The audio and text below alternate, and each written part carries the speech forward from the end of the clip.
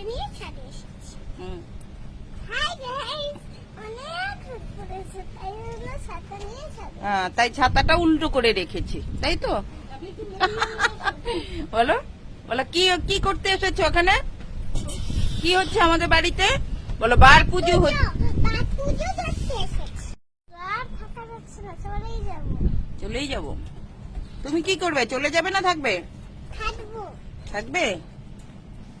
কে পুজো করছে তোমাদের? মা, মা পুজো করছে। আর তোমরা কি করছো? দাঁড়িয়ে আছি, দাঁড়িয়ে আছি। দাঁড়িয়ে দাঁড়িয়ে কি করছো? দেখছি। দেখছো?